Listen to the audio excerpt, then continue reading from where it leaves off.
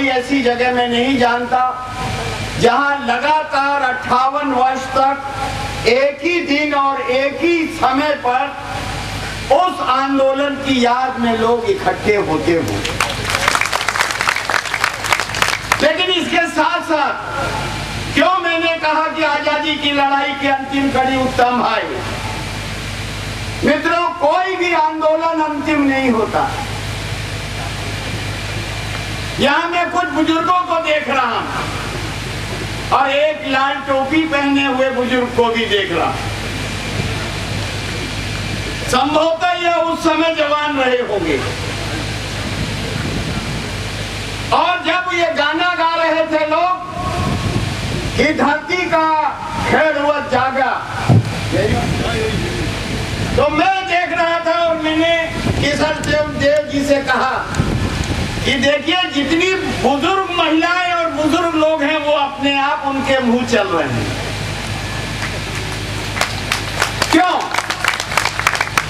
क्योंकि वो गाना नहीं था, वो उनकी जिंदगी का गीत था।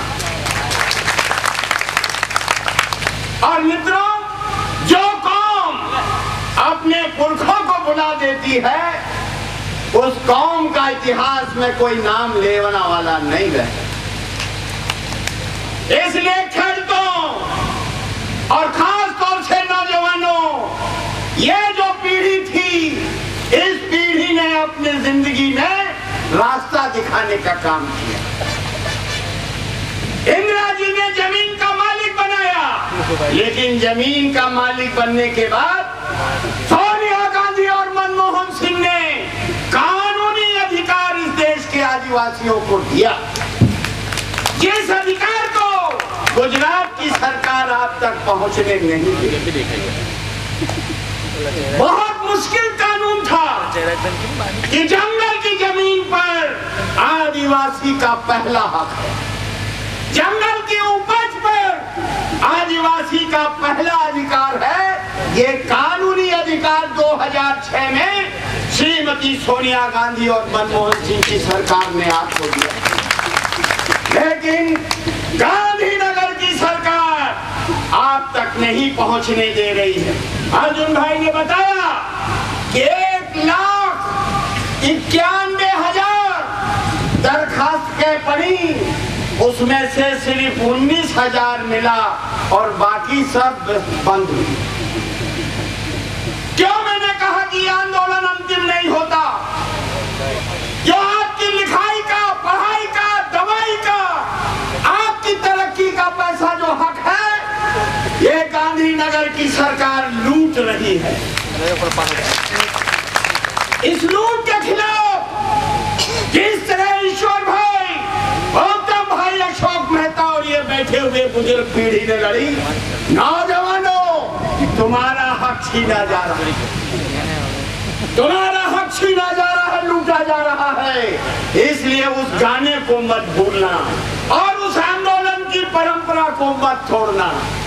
खाली साल में एक दिन नहीं, इन सवालों पर आपकी लड़ाई होनी चाहिए, भावना वही होनी चाहिए। और देख लो, सिर्फ कांग्रेस पक्ष ऐसा है। कौन लड़ रहा था आदिवासियों के लिए? ईश्वर देसाई,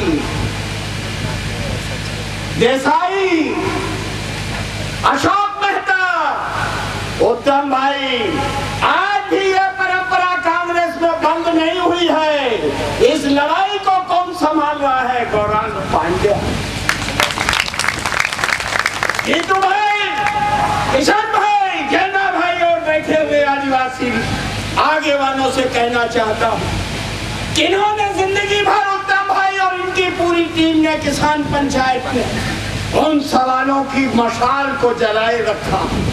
अब आपको विरासत में ये मशाल मिली है, इस मशाल को ऐसा जलाओ कि सिर्फ बरसात नहीं, पूरे देश के आदिवासियों को वो रोशनी और तरक्की के लिए काम करे। इसलिए कह रहा कि आज 1.5 करोड़ हम स्कॉलरशिप दे रहे हैं, जिसमें दलित भी हैं, आदिवासी हैं, मुस्लिम हैं, पिछड़ा है, लेकिन वो स्कॉलरशिप आप तक नहीं पहुंची। दुनिया में कहीं हो सकता है 15 करोड़ बच्चों को दोपहर का भोजन मुफ्त और शिक्षा मुफ्त। यूरोप के बहुत से देशों की आबादी नहीं है 15, लेकिन सोनिया गांधी और मनमोहन सिंह की सरकार ने पास कर दिया, कानून बना दिया कि इस देश का कोई भी बच्चा जो 6 से 14 साल के बीच में है उसको कानूनी रूप से मुफ्त शिक्षा प्राप्त करने का अधिकार। किसके बच्चे को फायदा हो?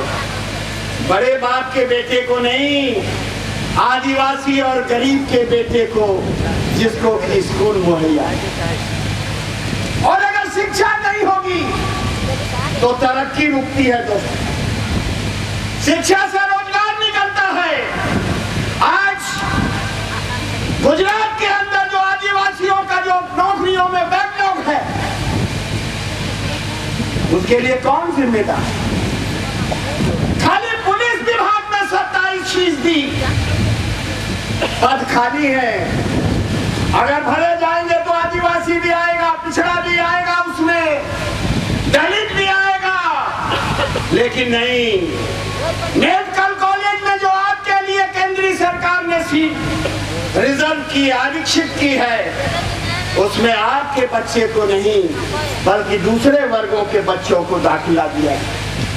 आपकी पढ़ाई के लिए जो केंद्र सरकार ने अलग से बनाया है वो भी आप तक नहीं पहुंच रहा है। अभी मैं सौराष्ट्र के दौरे पर था, वहां किसान आत्महत्या कर रहे हैं। 5-6 किसान जिन्होंने आत्महत्या की, उनके यहाँ मैं खुद पहुंचा। अर्जुन भाई ने प्रदेश कांग्रेस कमेटी की तरफ से 1-1 लाख उनके परिवारों को दिया, सांत्वना के लिए, सहानुभूति के लिए। लेकिन शासन या प्रशासन या भाजपा का कोई नेता भी उनकी सहानुभूति में उनके घर में। बुरा हाल है, सूखे से बुरा हाल है।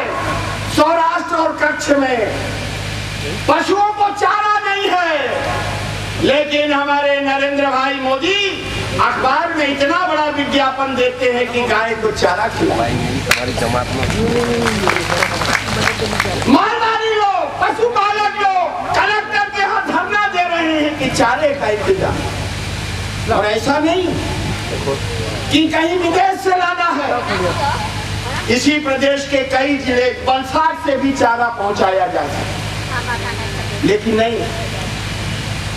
केंद्र सरकार के में ये किशन भाई और गुजरात के सभी एमपीज ने सोनिया गांधी जी से, मनमोहन सिंह जी से मुलाकात की, कहा कि हालत खराब हो रहे हैं, मदद करिए।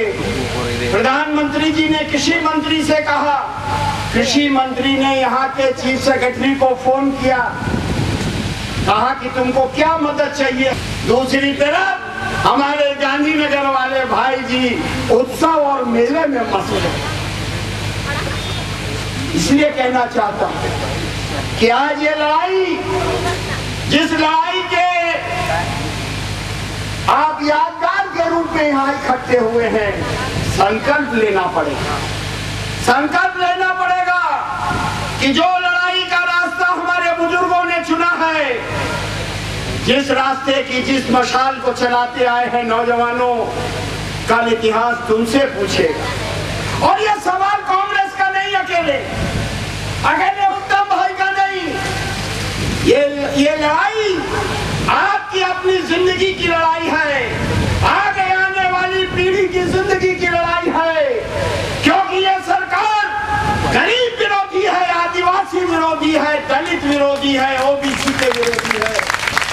हमने कहा कि क्या हो रहा है उनके साथ, सिर्फ आदिवासी नहीं, जो सुतार है, कुम्हार है, लोहार है, धोबी है, दर्जी है, ये इन जातियों का कोई रखवाला है? तो ये जो गरीब विरोधी सरकार है मित्रों, इसके बारे में आपको सोचकर आगे बढ़ना होगा। और ये लड़ाई इंसाफ और इंसानियत की लड़ाई है। गरीब को को सबसे ज्यादा इंसाफ की जरूरत होती है, क्योंकि अमीर आदमी तो कहीं से भी इंसाफ ले। इसलिए मित्रों, उठो, नौजवानों, किसानों, इंसाफ और इंसानियत की लड़ाई में आगे बढ़ो और जो आपके हक के लूटने वाले गांधीनगर में बैठे हैं, इनका कानर पकड़कर धरती पर गिराने का काम करो और इंसाफ का राज बनाने के लिए आगे बढ़ो। इन्हीं शब्दों के साथ आपने सुना।